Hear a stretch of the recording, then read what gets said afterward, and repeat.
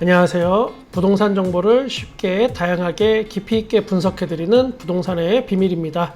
2022년 7월에 뜨거웠던 공공분양 사전청약의 경쟁률이 드디어 발표가 됐습니다. 역시나 전체적으로 총평을 하자면 많은 분들이 예상하신 대로 결과가 나왔습니다. 이번 경쟁률을 분석해 보면 앞으로 계속 있을 청약에도 또 전략을 세우시는 데 도움이 될 걸로 확신합니다. 좀 더 쉽게 한눈에 알아볼 수 있게 제가 접수 현황의 표를 다시 한번 정리해 봤습니다. 경쟁률은 특별공급과 일반공급을 합한 전체적인 경쟁률입니다. 지구별로 분석을 해보면 이번에 가장 뜨거웠던 곳은 왕숙 2였습니다. 그 다음은 고양 창릉, 그리고 왕숙 1입니다. 왕숙 2의 A6블록의 위치가 워낙 좋았던 결과라고 생각해 볼 수 있고, 물량도 또 적었습니다. 그리고 다른 지구에 비해 적은 물량이 이번 높은 경쟁률에 한몫을 했다, 이렇게 보여집니다. 또한 고양 창릉이 인지도가 워낙 높다 보니까 왕숙 2로 우회한 분들도 꽤 있을 거라 예상이 됩니다. 왕숙 2의 84 타입이 167대 1로 전체 중에서 가장 높은 경쟁률을 보여줬고, 그 다음은 고양 창릉 S4 블럭 84 타입이 103대 1로 높은 경쟁률을 보여줬습니다. 이번에 타입별로 다시 분석을 해보면 역시나 모든 곳에서 큰 평형일수록 높은 경쟁률을 보여줍니다. 그만큼 국민 평형이라고 할 수 있는 84 타입이 선호도가 높습니다. 이 현상은 앞으로 더 강해질 걸로 보입니다. 청약 전략을 세울 때 자신이 없거나 조금이라도 높은 확률을 원하신다면 큰 평형보다는 작은 평형으로 일단 지원하시는 걸 추천합니다. 물론 나는 못 먹어도 고, 이런 화끈한 성격이시라면 소신 지원을 하시는 겁니다. 경쟁률이 아무리 높다 한들 누군가는 꼭 당첨이 된다는 결과를 보면 소신 지원도 저는 나쁘지 않다고 봅니다. 고양 창릉부터 분석을 해보면 같은 고양 창릉이라도 S1과 S4의 입지 차이는 꽤 있었기 때문에 이런 결과가 나타난 걸로 보여집니다. S4가 확연히 높은 경쟁률을 보여줍니다. S4는 GTX-역과 도보권이고, 그 반면에 S1은 GTX 도보권이 아닙니다. S1 같은 경우 아직은 확정이 안 된 고양선의 정차역이 주변에 있을지도 모른다는 기대감이 있으나 그걸로는 좀 역부족인 면이 있습니다. 누가 뭐라 해도 3기 신도시의 핵심은 GTX고 역세권이 얼마나 중요한지 알 수 있습니다. 사람들이 몰리는 곳, 선호도가 높은 곳이 결국은 높은 시세 차익을 볼 수 있는 결정적인 요소가 됩니다.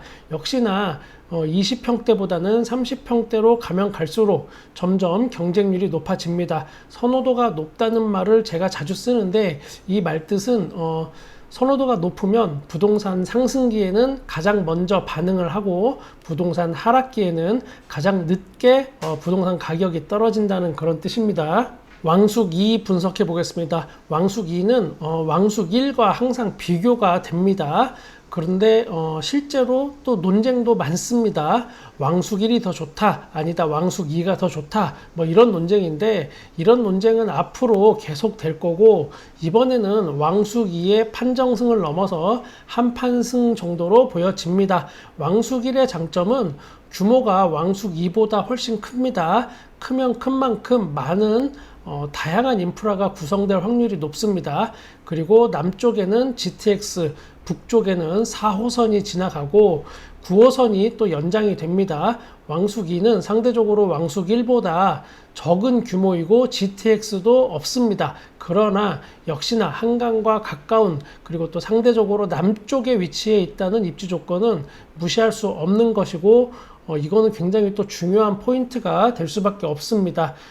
누가 뭐라 해도 당분간은 대한민국의 부동산은 강남을 기준으로 해서 얼마나 가까운지 먼지에 따라서 땅값이 형성될 수밖에 없습니다.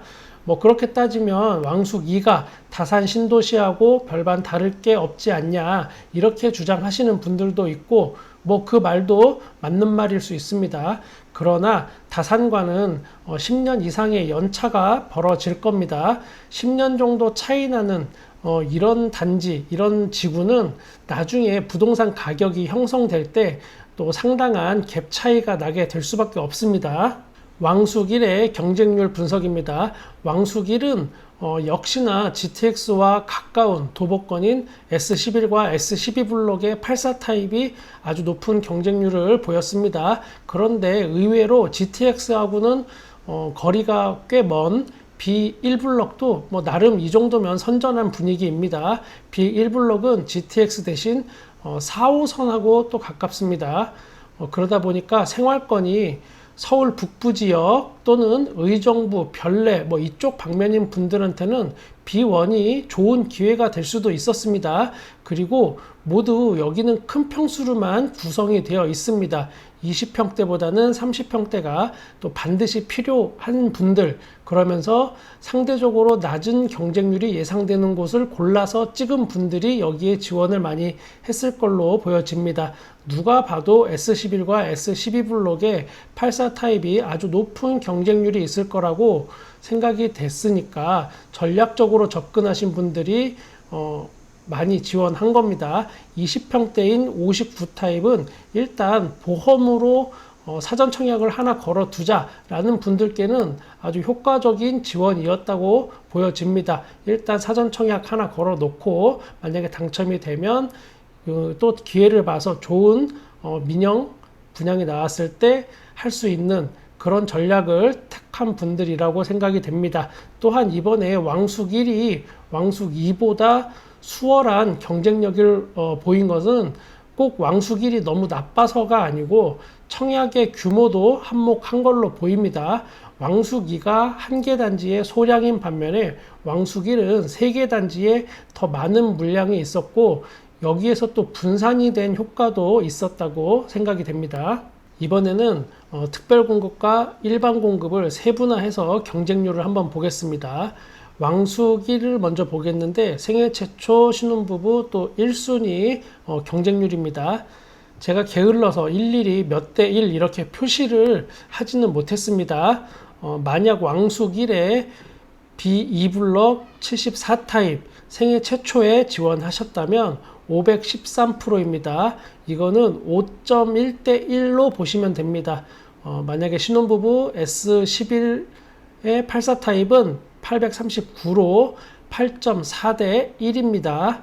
자, 일반 공급 1순위 S12 블록 84 타입에 지원하신 분들 보시면 30대 1로 보시면 되겠습니다. 왕숙 2 그리고 고양 창릉도 보는 방법은 같습니다. 영상을 잠깐 멈추신 다음에 자신이 지원한 곳이 나오면 그곳의 경쟁률을 한번 확인해 보시면 됩니다. 1순위 경쟁률은 또 여전히 높습니다. 당첨 커트라인은 2,400만원 이상인 곳이 이번에도 나올 것으로 또 예상이 됩니다. 일반 공급도 청약 전략은 또 비슷합니다. 혹시 이번에 안 돼서 다음에 또 청약에 도전하시게 된다면 소형 평수가 당첨 확률은 더 높다는 걸 인지하고 계셨다가 지원하시기 바랍니다. 제가 지난 영상에서도 한번 브리핑을 했었는데 지난 2차와 4차의 당첨 커트라인 한번 보겠습니다. 이걸 보면 요번에도 어떻게 될지 한번 예상을 해볼 수 있을 것 같습니다. 일반 공급에 인기 있는 타입 같은 경우에는 2,400만원 이상입니다.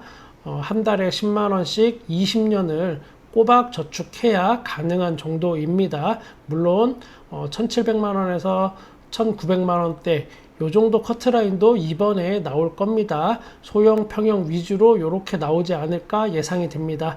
신혼특공 같은 경우도 선호도 여부에 따라서 상당히 달라지겠지만 일단은 10점 이상은 돼야 하지 않을까 싶고 11점도 불안불안한 단지가 일부 나올 걸로 예상이 됩니다. 물론 제 구독자님들 중에 당첨이 되신 분들이 상당히 많을 것으로 예상이 되지만 혹시나 이번에 기회가 안 돼서 2년이 안 돼서 다음 기회를 노려야 한다면 이번을 기회 삼아서 다음번에는 반드시 좋은 결과가 여러분께 있으실 겁니다. 구독과 좋아요 감사합니다. 부동산의 비밀이었습니다.